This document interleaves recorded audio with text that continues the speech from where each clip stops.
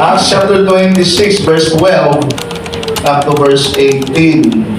Whereupon, as I went to Damascus with authority and commission from the chief priests, at midday, O king, I saw in the way a light from heaven, above the brightness of the sun shining round about me, and them which journeyed with me. And when we were all fallen to the earth, I heard a voice speaking unto me, and saying in the Hebrew tongue, Saul, Saul, why persecutest thou me? It is hard for thee to kick against the pricks. And I said, Who art thou, Lord? And he said, I am Jesus, whom thou persecutest. But rise and stand upon thy feet, for I have appeared unto thee for this purpose, to make thee a minister and a witness, both of these things which thou hast seen, and of those things in thou which I will appear unto thee, delivering thee from the people and from the Gentiles, and to whom now I will send thee, to open their eyes and to turn them from darkness to light, and from the power of Satan unto God, that they may receive forgiveness of sins and inheritance among them which are sanctified by faith that is in me. Alright, palakpak na para sa Panginoon. Hallelujah, hallelujah. Alipay pa mo maamo sa pagsimba sa Diyos. Are you glad that you are here to worship the Lord? Hallelujah. David said, I was glad when they said unto me, let us go into the house of the Lord. I do hope the same gladness you have this morning in coming to the church to worship the Lord. You may all be seated. I would like to speak about from chaos to revelation. Gikan sa kagulian ngadto sa pagkapinataykan. Gikan sa kagulian ngadto sa mga pinadaya or sa pinadaya. Now, chaos means obscurity. It means darkness. And spiritually speaking, it means from a life of no clarity to a life of clarity. Alright. So, ang chaos, no? Maunang mura og bili klaro na sa kangit-ngit. And this morning, spiritually speaking, ang kinabuhi nato dinagyon sa walay katinawan. Apan pinaagi sa Dios from a life of no clarity, God brought us to a life of clarity. Gikan sa way klaro, ngadto sa klaro na yun. Kaniadto ang atong mga kinabuhi way klaro. Dukot pas dukot. Amen. Hello? Ang atong mga dako ay di may spilling. Habang karon may spilling na yun. Amen. Inyong mga isura kaniyan to ambot lang. Pero karon ambot yapon. Bitaw. Kaniyan to agad tayanay. Pero karon mga anay lang kayo doon. Tanawa ko na inyong mga isura. Tanawa na inyong mga postura o pagkaangayanan na ninyo. Sa una, ginuwa-duwaan ta, gigalingawan ta sa yawa. Ang ato mga isura kaniyan to katawanan kaayo. Diba? Katawanan kita na naong kaniyan to. O na yung mga naong ninyo, pag mahubog na mo ang pot, yung naong katawanan kaayo. Ang uban, makaihigpat ang mas kahubog. Haban salamat sa Ginoo, gihatagan na kanindot ang ato mga kinabuhi karon. Amen. Kaya to, yung mga naong, mura mong mga joker. Mura mong mga clown. Pero karon salamat sa Ginoo, mga angayan kayo mo, mga gwapo, para kayo mong tanaw. Buyag.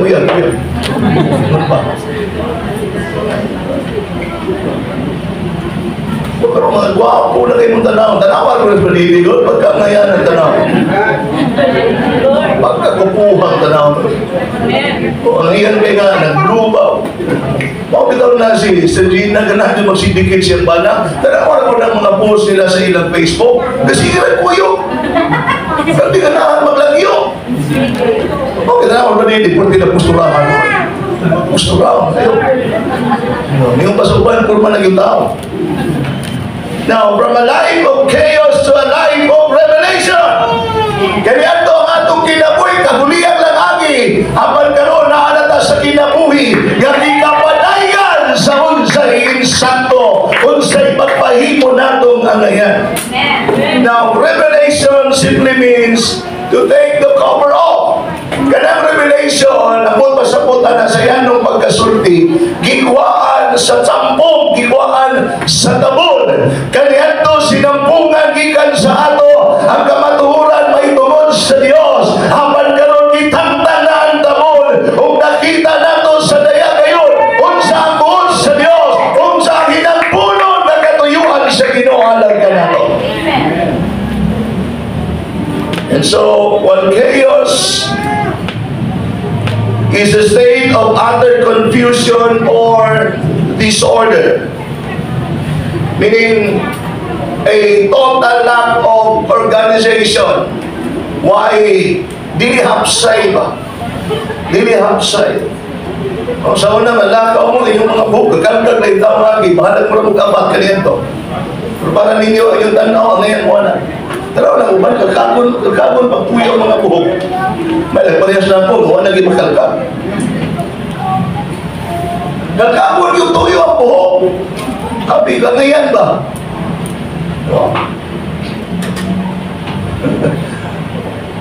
Kinabuhi ka na yun sa higpit nga, kahintang na wag yun kahapsay. Pero tanawan na lang mo Ginoo, ganahan mo magsipunod lagi. Ganahan na kayo mo magsigatubang ang sa amin tamo rin kadaganon. Now, in verse 18, we have God's answer when Paul asked the Lord. Now, what we have here in verse number 18 is God's answer. When Paul asked God, when Paul asked the Lord, "Who are you, Lord?" Kinsa man ka? So the verse says, to open their eyes and turn them from darkness to light, and from the power of Satan to God, so that they may receive forgiveness of sins and a place among those who are sanctified by faith in me. Alright, ingon sa Ginoo, punta naman si Pablo, "Who are you, Lord?" Then Jesus answered, "Rise and stand upon thy feet, for I have appeared unto thee for this purpose, to make you a minister and to make you a messenger," a witness, both of these things which thou hast seen, and of those things in thou which I will appear unto thee. Now, so in other words, God spoke to Paul and said, "Paul, I have chosen you to be my minister, to be a witness of the things which you have seen and of the things which I will perform still."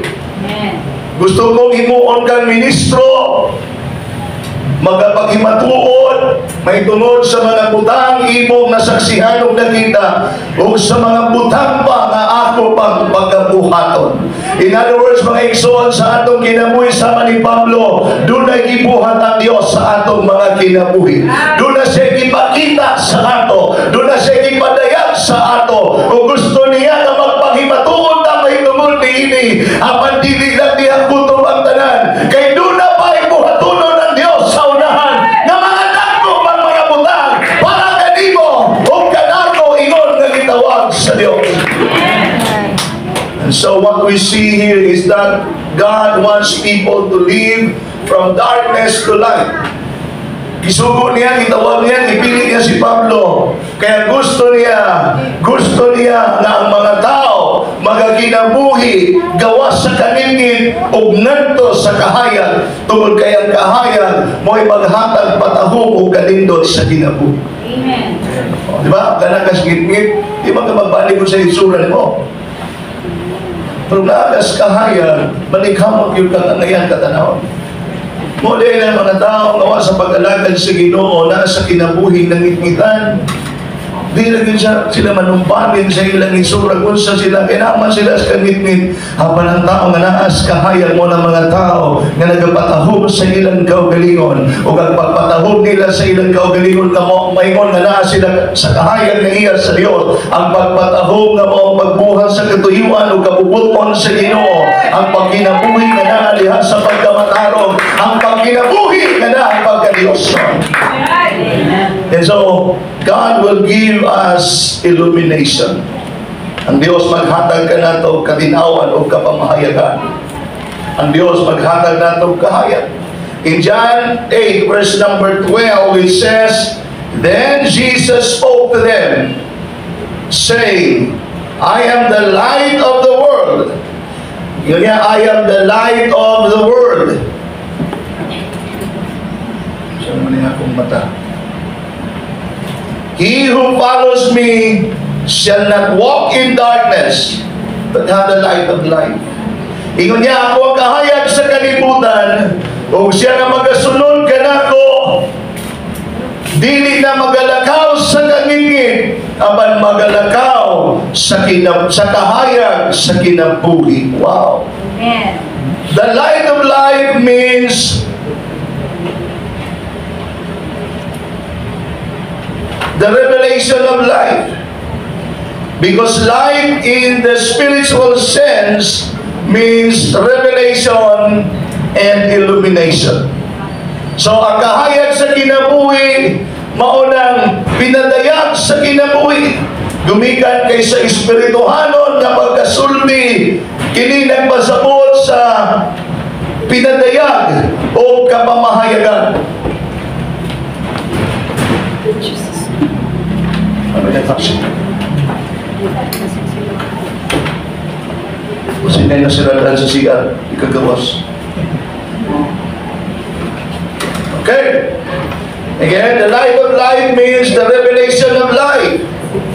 Because light in the spiritual sense means revelation and illumination. Now, when you have the revelation of life, you will be focused on that revelation of life. Kung kamo makapaton sa pinadayag sa kinabuhi, nang kamo magapunti o magafocus niya ng pinadayag sa kinabuhi. Hello? Mabitaw lang hinungdan nga niya mo karon, bisan tuol nga, tugnaw kayo kay bugnaw ang panahon, ang maniya mo gumikan sa pinadayag sa kinabuhi kami abot ka nato o mga atong pagkinabuhi na punting na nato dinha sa mga pinadayag sa kinabuhi nga kita wala na magkakinabuhi para lang sa atong kaugalingon kapag kita nagkakinabuhi alang sa Dios nga naghatag ka nato niining katinawan sa kinabuhi. So from a life under the power of Satan to a life under the power of God. Kaniya ito matagusan ka nato ang atong mga kinabuhi ilalom itang sa gahom ni Satanas. Hapan karon anak na ta ilalom sa gahom sa Dios. Sa liyang ang tao midawat sa Ginoo, sa liyang ang tao nagkinabuhi, nga iya nang ihatag ang iyang kinabuhi tungod alang sa Dios. Gidawat niya ang Dios sa iyang kinabuhi sa dakong pagkasulti. Naghinulso siya sa iyang mga sala o nagpabautismo sa ngalan sa Ginoo tungod alang sa kapasayloan sa mga sala. Siya dili na ilalom sa kapos o sa kahom sa dautan hapan siya nahimugso na diya sa kingharian sa Ginoo o siya karon na ilalom sa pagkahom sa Dios. Amen. We were having a life under the power and control of Satan before, but now to a life of deliverance. Kaya ito, ato mga kinabuhi, lalo ni taon sa pagkontrol ni Satanas. Pagkaroon kita ipahigawas sa Ginoo. Amen. Hallelujah. Kaniyan to, nagakontrol sa ato ang demonyo. Sa una bitaw, mapatas Ginoo. Ang atong adlaw, ang atong panahon, pag Domingo, naaslaan. Di magaisdagan, adto sa bukas ay tapok-tapok. Ano man na, tungkol kayo nagakontrol nato si Satanas, kaya gusto niya lipatunta, gusto niya nilahon ang atong ulo, ang atong pagkatao, o gusto niya nagnihon sa mga buhat na pangkaliputanon.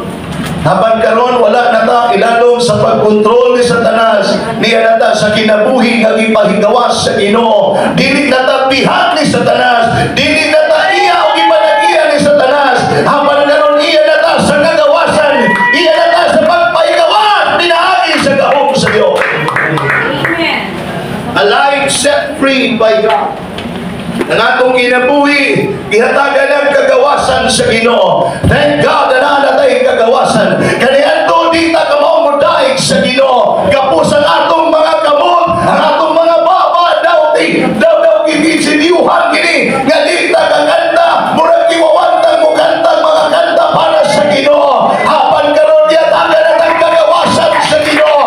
Iban para na sa Dios sa dalang mga gamot. Kung ang atong mga gamot, kamauna mo isa sa pagkain sa Ginoo. Ang atong mga gamot, kamauna mo magapa para sa Ginoo. Ang atong mga baba, kamauna mo daan umingon. Dalayon ka o Diyos. Salamat Ginoo. Hallelujah. Praise the Lord. You are now set free. Okay? Yatagan natin kagawasan sa Ginoo. Kaniyan to, iyong naligaw, ang mga ligaw nato, kaniyan to. Mga aking hinungdan. Kuman, maligpang para-paraha ba? Isa niya sa unang ligaw yan ang paraha ba? Pahig-paraha. Sa mga duwa sa kapsa. Saya nga na duwa? Saya nga? Mo, ligaw. Oh, ligaw. Magstorya daw niya. Hindi pa ako kasi nga ng dua. Sabi na yan, nanangupan dua? Ha? Tungkis yung tinay, tungkis. Maukuro niya eh. Pangunta na daw niya. Kamawa siya na tungkis.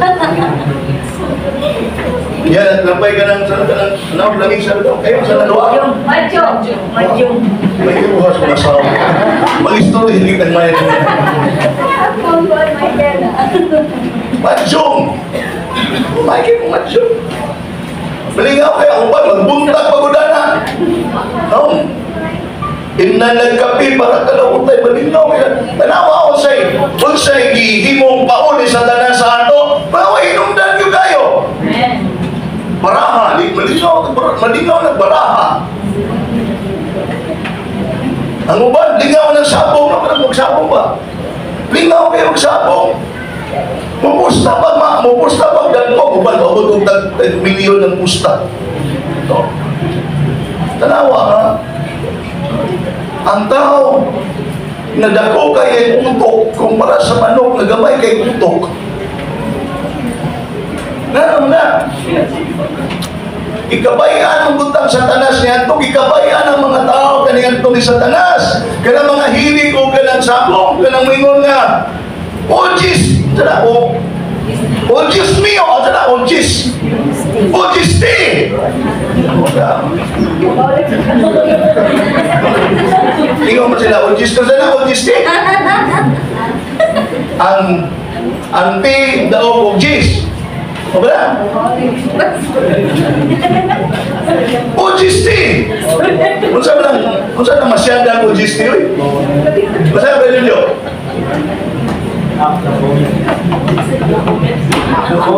Ha? Hindi kang tingos ba yun yun? May mangyari ko sa ito lagi mo yun.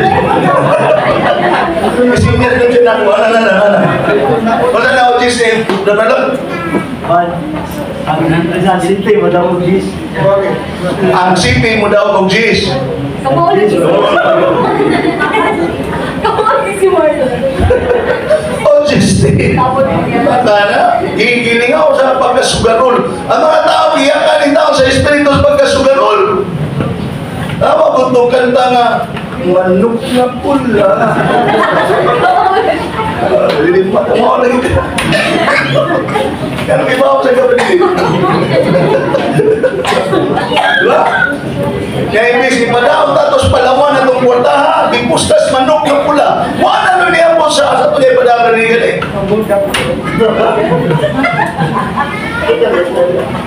Asa ka ito niya Padaon na yung kwarta? Ako siya nadung na nagkata. Kaya imbis ni Hug itong kwarta palawan kay Padaon sa pamilya ba ito? Asawa. Ha? Asawa. Asawa? Sulit ko. Ibig ipada ko sa asawa na siyampoy sa manok na pula. Nawara. Ibig ka para sa pamilya, wala niya po sa pamilya. Ano ba? Ini ka puso na, yan ang magmahay. Ano ba? Nila naman sa pagkontrolar sa demonyo. So karon, salamat sa Ginoo. Gibadbara na ta sa mga gapos sa kagitgit kung kita nakasabot na ron sa kamatuoran nga dili na dapat nato puy-an na kinabuhi kanang naabilihan sa mga bisyo gumika na sa kagahom ni Satanas nga nagakontrola sa mga tao nga naa diha sa kasalanan.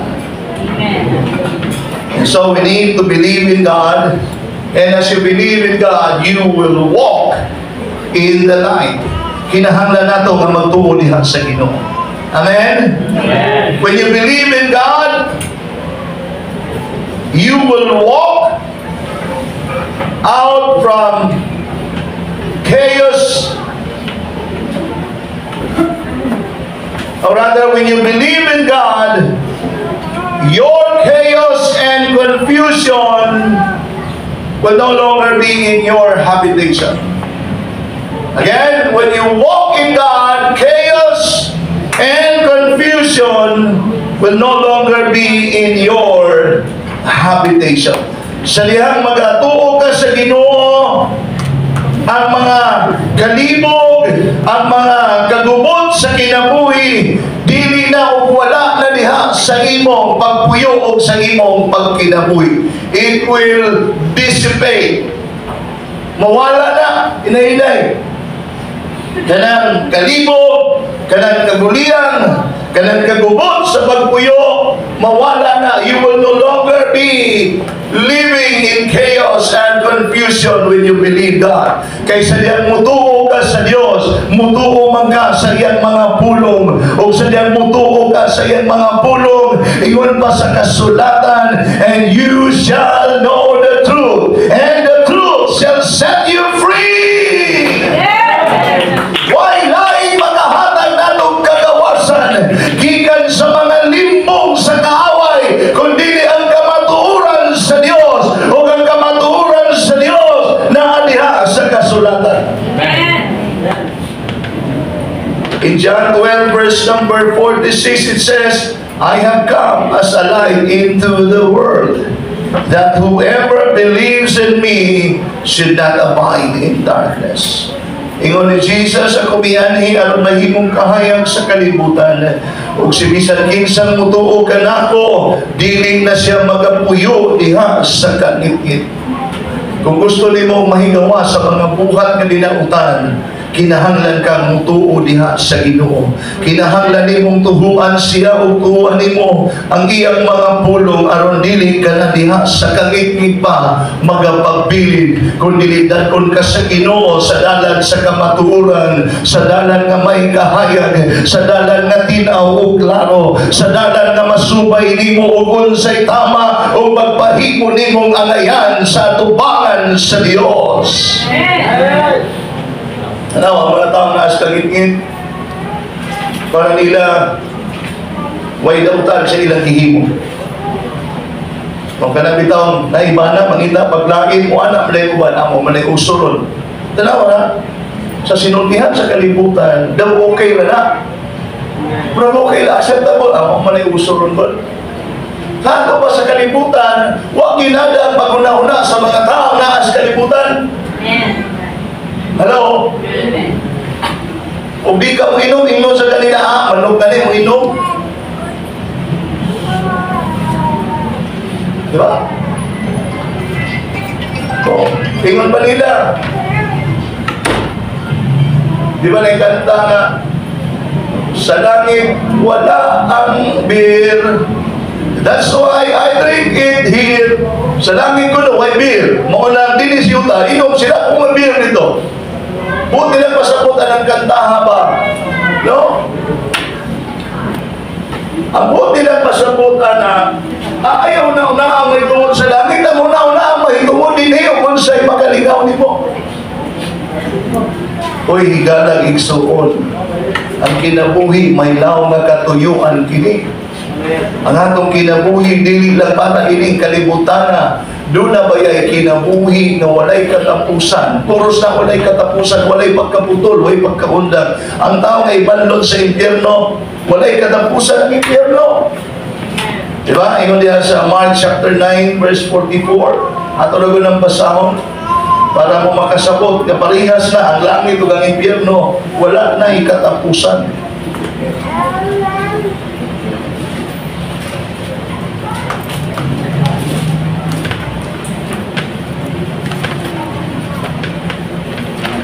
Okay, John 9:43 and 44. And if thy hand offend thee, cut it off. It is better for thee to enter into life maimed than having two hands to go into hell, into the fire that never shall be quenched. Kung nag-imong kamot mo ay makapaimpyerno nimo, butla na. So ay pambutlo na. Kaysa doon na kay duhatuon ka mga kamot, apan ibanlod ka nganto sa impyerno. Diin ang kalayo walay pagkapalong. And then in verse number 44, where the worm dieth not, and the fire is not quenched. Dito sa impyerno, may mga ulod ka manggawa sa lawas sa mga tao, nga ibalhog nito sa impyerno. Apan ang mga ulod, dili mga matay. Manggimog ka ng imong lawas sa kagilo, pero ako di mamatay. May mga ulod magawa sa imong dunggan, sa imong mata, sa tanang parte sa imong lawas, apan dili mamatay. O ang tao kung kay butang sa impyerno, walay kamatayon, sakiton siya sa adlaw o sa gabi, sa wala yo'y katapusan, kaya kalayo sa impyerno, walay pagkabalong. Mo nagsamtang na alay kay kayunan karon, na nagadumungta sa mensahe sa maayong balita, patalinghugan nato ang paibagno sa Ginoo. Tuuhan nato siya ug ang iyang mga pulong, sundo nato siya ug ang iyang mga pulong. The light has the power to dispel darkness. Ang kahayag dunay kagahom sa pagpahilagpot sa kaligid. The light will give you clarity and purpose.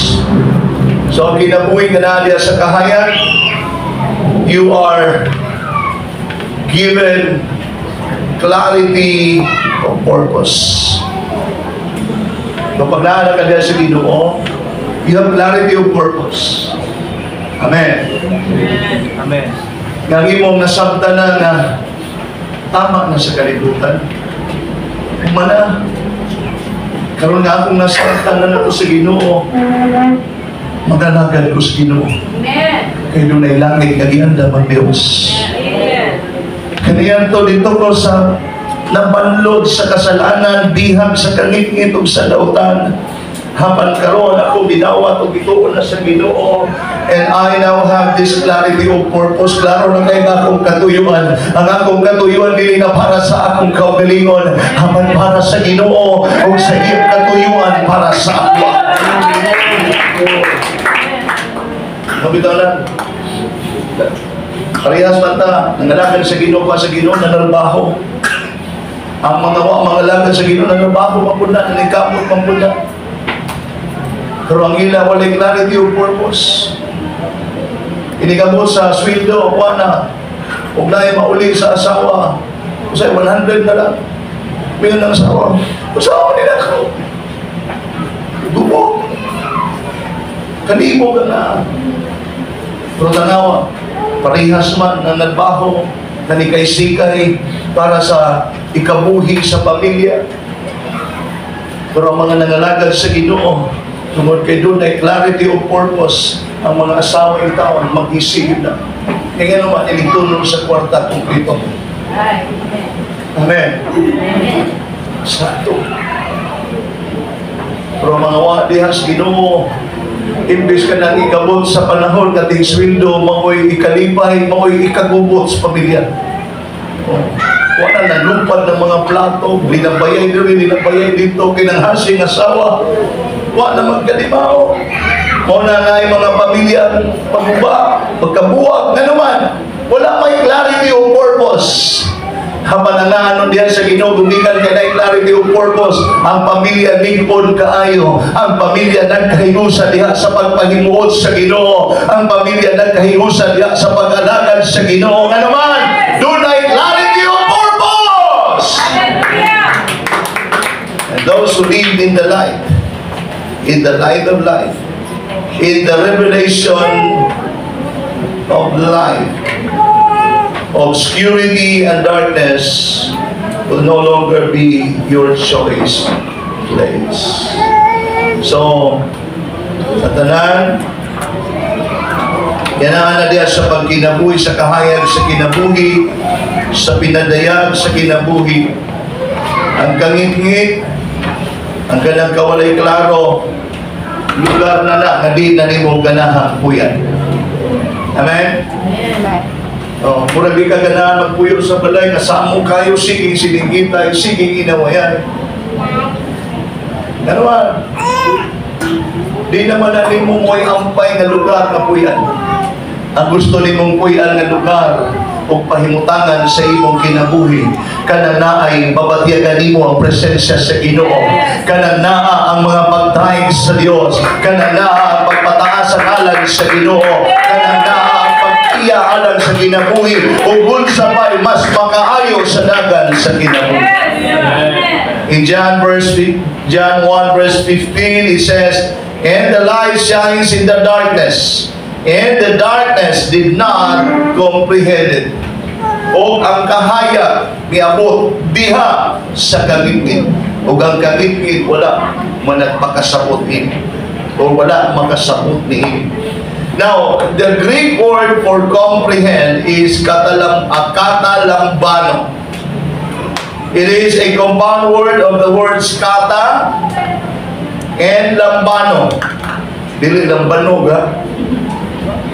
Okay, mga palabubog, kadungog na gamay. The word kata carries the force of something that is dominating or subjugating. Kanang word na kata na ang mas bugat yun nga pagpasabot ka na siya.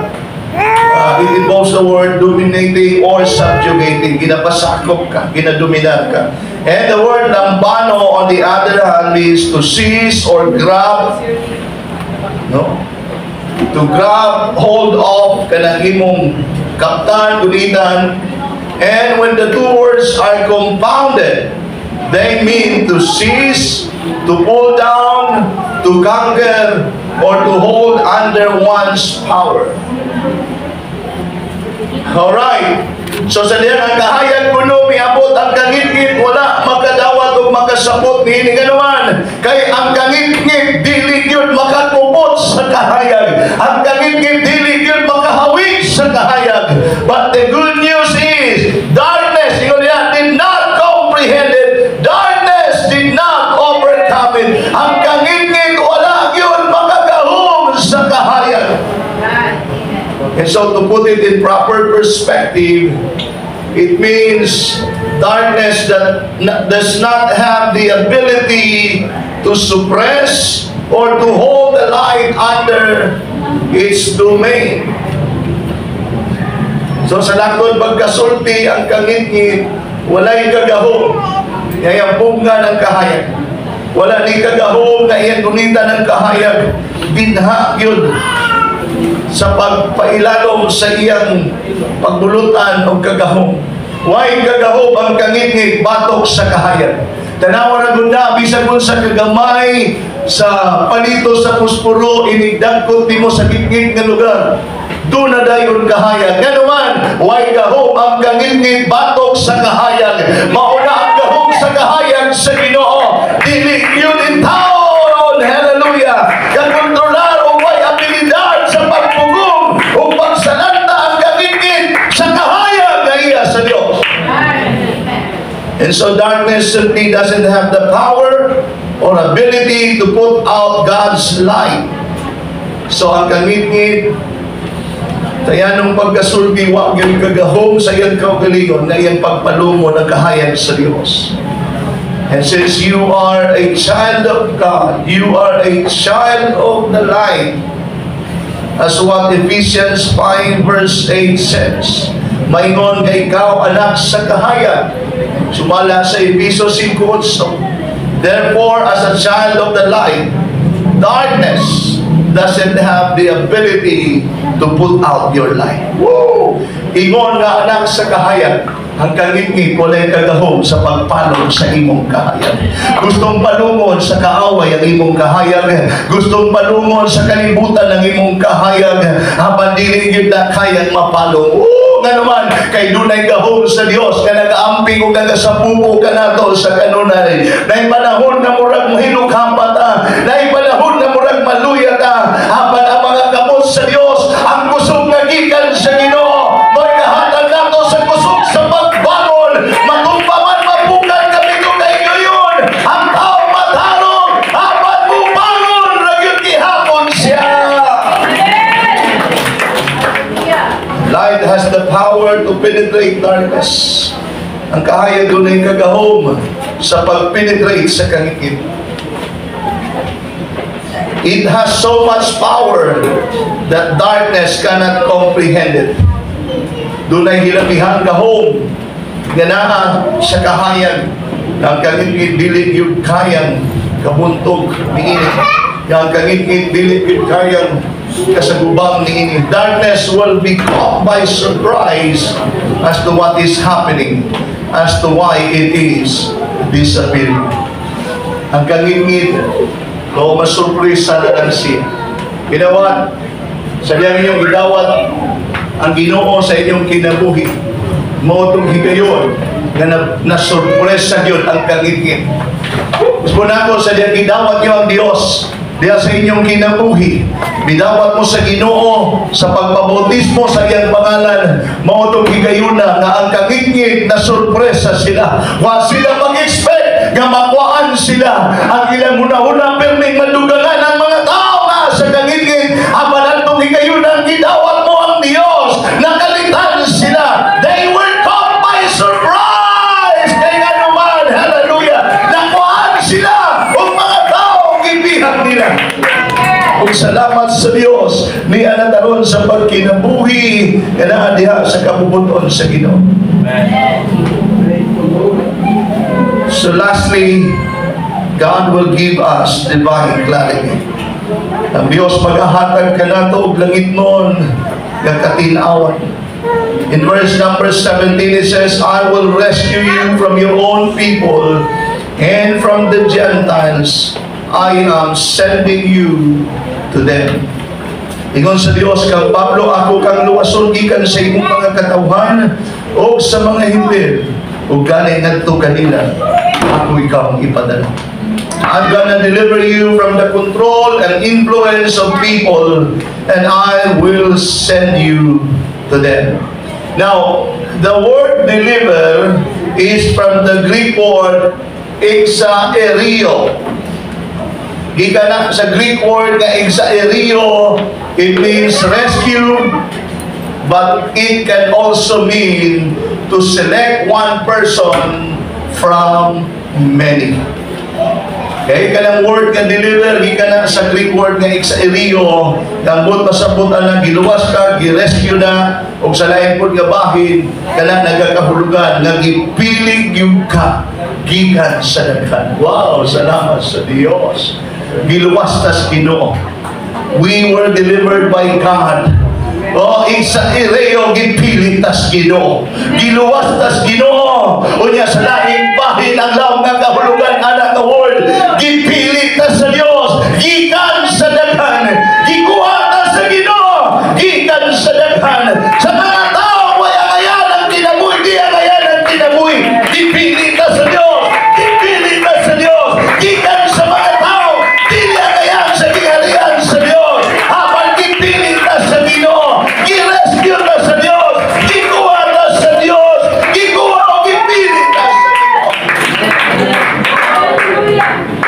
so Paul was delivered in both ways.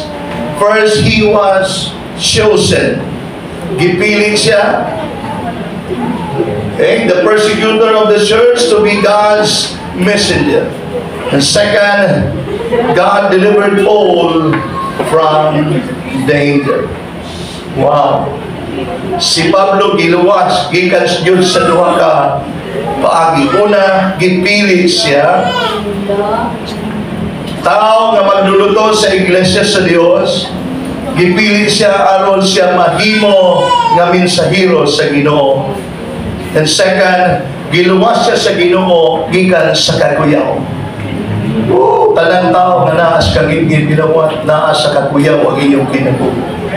Anytime na mawad-an kag kinabuhi, impyerno ang imong dagatan kung naa ka sa kasalanan. You are walking in danger if you are in darkness. Woo! Hallelujah! Si Pablo gipili sa Dios aron himuon niyang mensahero. But at the same time, gipili siya sa Dios, gikuha siya sa Ginoo, kay gi-rescue siya sa Dios sa kakuyaw. And same goes to each one of us. God has chosen us and He rescued us. Mo ko'y gihimo sa Dios sa matag usa kanato. Gipili ang matag usa sa ato sa Ginoo. Kunya gi-rescue ta sa Ginoo gikan sa makuyaw nga kahimtang. Kuyaw kayo ang kahimtang sa taong naa sa kadautan. Kuyaw kayo ang kahimtang sa taong naa sa pagpakasal. Apan salamat sa Dios, gi-rescue ta sa Ginoo gikan sa makuyaw nga kahimtang. O karon ana natay kasiguruhan sa kinabuhi dayon. Bawala man sa ato kining kinabuhiya, apan ang langit nagapaabot kanato. Ingon pa ni Pablo, for to me to live is Christ and to die is gain. Buti ang pasabot ni Pablo. Both is actually a privilege. Amen. Ang mabuhi kanagang Kristo, privilege na. Ito niya, for to me to live is Christ. I am now in Christ, and living for me is living for Christ. O mabitaw na ang inani karon ng atong kahintang ug sitwasyon. Domingo, kapoy siguro kayo, kung ba sa inyo nag-overtime pa kagabi sa trabaho, kapoy kayo. Apan mas gipili nandong naagihapon ta sa pagsimba nga naman, kaya lang nato, for to me to live is Christ. Kaya lang nako ang pagkinabuhi pa si Kristo. O mapildi maganing kinabuhiya, mawag-an naman ko sa gininhawa. Hapan, to die is gain! So God rescued us. Satan wanted to eternally own us. But God says, it is I that must own you. It is I that must own them. Si Satanas gusto niya hangtod sa hangtod, panag-iyahon taniya. Usbunan ko, si Satanas gusto gidunta niya hangtod sa hangtod, panag-iyahon taniya. Hapan salamat sa Dios, ingon sa Dios, no. Ako silang panag-iyahon, ako silang pag-aakon. Kung dunay manag-iyahin mga tawhana, dili ka kung dili ako, I must own them. And so God is sending Paul for what purpose? Ingon diyan sa verse number 18, to open their eyes in order to turn them from darkness to light and from the power of Satan to God. Ipadala niya si Pablo alang minimum katuyuan aron pagbukas sa mga mata sa mga hindi, aron na sila managbiya gikan sa kangit ug managadto sa kahayag, gikan sa gahom ni Satanas ngadto sa gahom sa Dios. Now, what I am seeing here is the heart of God. Kasing-kasing sa Diyos, may akong nakita din. Pwede ba nung tatagpasan na lang sa Ginoo? Kay kita man ang nagpatuyang sa kinabuhi, kita man ang wala magpakabana sa Dios. Apan salamat ang Dios, dili sama sa tao, mausahay dili magpakabana sa Dios. Apan ang Dios doon lagi pagpakabana ka na itong mga tao. Ingon niya, to open their eyes, aron mabuksan ang ilang mga salabutan. Friends, my brothers and sisters in the Lord, salamat sa mga mensahero sa pulong sa Ginoo. Gipadala sila sa Ginoo aron sa maong katuyuan nga mabuksan ang atong panguna-una, mabuksan ang atong mga mata sa kamatuoran, makita nato ang katuyuan sa Dios, nga makita nato ang kalapan sa gugma sa Ginoo, nga makita nato ang kadagko sa kaluoy sa Dios. Anak ka na mga taon tatagilian na yan pagkaluyan sa Dios. Salamat. Ang Diyos dili sama sa tao, may kinutuban ang pagkaluoy, pero ang Diyos walay kinutuban ang iyang grasya at kaluoy alang kanang. God said to open their eyes. I am sending you. It means to make things clear, to enlighten, to bring clarity. Ako kang ipadalanan to kanila. Haron na mahimong klaro, tinaw ang mga butang. Haron sila makasapot. Haron maipamahayan kanila ang kapamahayagan na tinaw, klaro. Kailan masaktan ang katuyuan o yun alam sa mga tao. Now, ignorance is a state, it is a state of being in the dark. Kaya pagka-ignorante, estado lang sa kinabuhi sa pagkanaas kanito. Kung dili gusto ang Dios na magpabilin tang ignorante. Salamat sa Ginoo kaniya to mga ignorante tas kamatuoran. Amen. Mga ignorante tas kamatuoran, apan salamat ang Dios. Giyatagan kita niya kapamahayagan. Kaniya to wag yun tayong ibang kaagad may tungod sa pag-alagad sa Ginoo. Layo kayo ang atong mga kinabuhi kaniya to sa kamatuoran o sa pagka-Dios nyo. Mapadili gusto sa Ginoo magpabilin ta sa pagka-ignorante o pagkaburong o pagkawalay kasayuran. Kaya ipadala atong yung kahibulungan kahayag o gatong nasabdan ng atong kinabuhi na sa kagitid o gatong nasabdan ng atong pagkinahanglan sa Dios o gatong nasabdan ng kinahanglan pag-usap sa atong mga kinabuhi. Ang pag-usap sa dagan sa atong kinabuhi o ang pagpakasulod nato niya sa kinabuhi na nagapasakop sa katuyuan o kapuputon sa atong Diyos.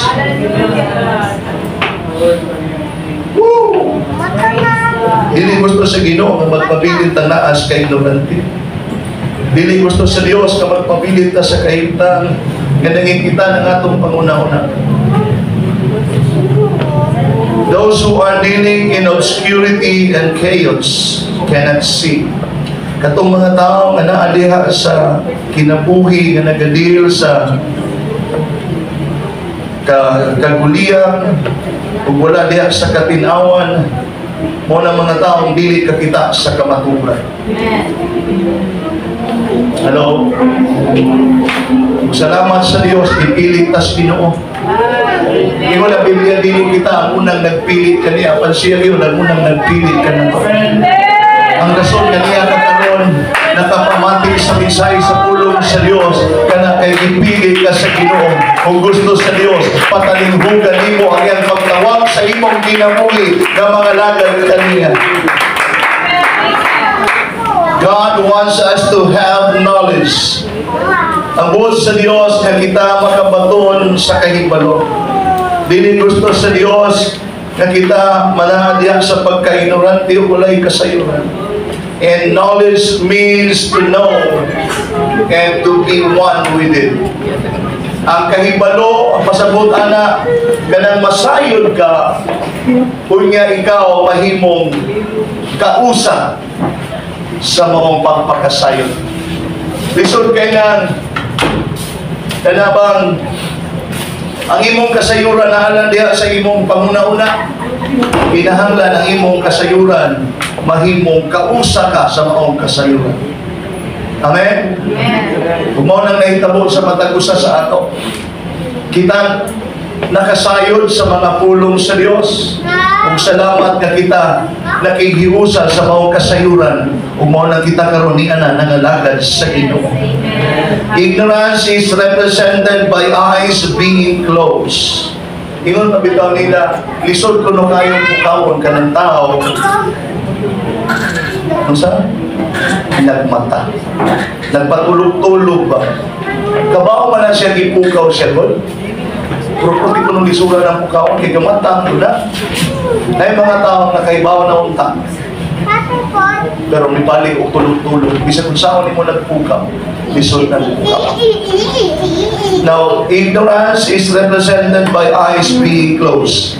Hinaot nga dili mo pagpiyo mo ng imong mata. Hinaot dili ka ganahan pagpabilid nga naa diha sa pagka-ignorante sa kamatuoran. God is calling you to serve Him. And you know what? The greatest opportunity a man can have in this life is to serve God.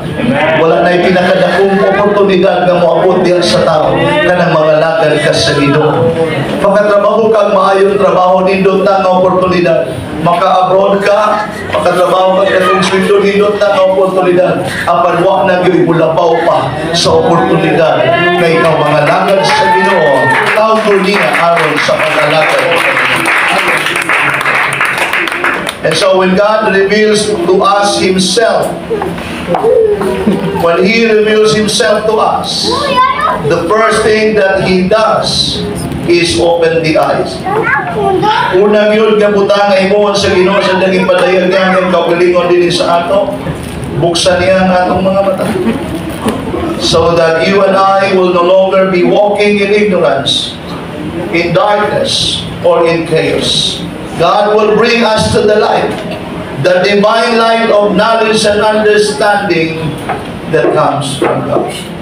Dalhon ta sa Ginoo dinha sa kahayag, sa langitnon nga kahayag o kasayuran, diha sa kasayuran o kahibalo na nagagikan sa Dios. And so you and I will have the revelation of light. Aron nga ikaw o ako makadawat o makabaton sa pinatayag sa kahayag. And light has the power to dismiss darkness. At kahayag na ikagahom sa pagpalagpot sa kagitgit.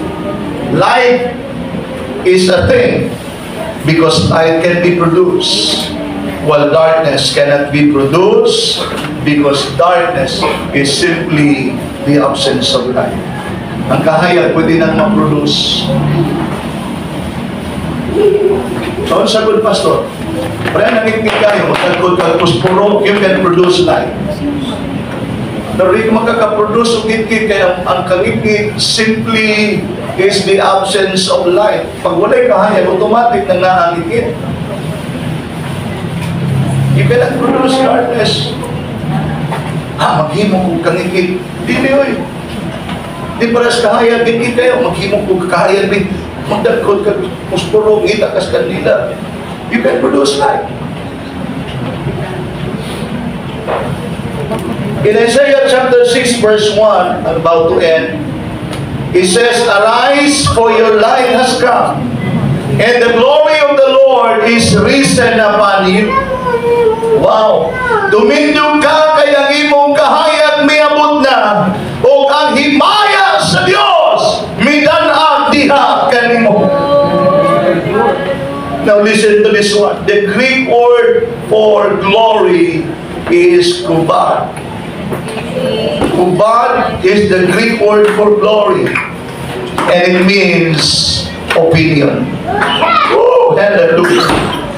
So again, to paraphrase, arise and shine, for the light has come, and the glory, meaning and the opinion of the Lord is upon you. Amen. Ang opinion sa Diyos na diha sa imo. Don't you worry what's going on, because you have God's opinion on you. Ayaw ka palakaon sa inagkakaita mo kung sa'y makita mo. Tungkol kaya himaya sa Diyos, ang opinion sa Diyos para kanimo. Ala, diha sa imo.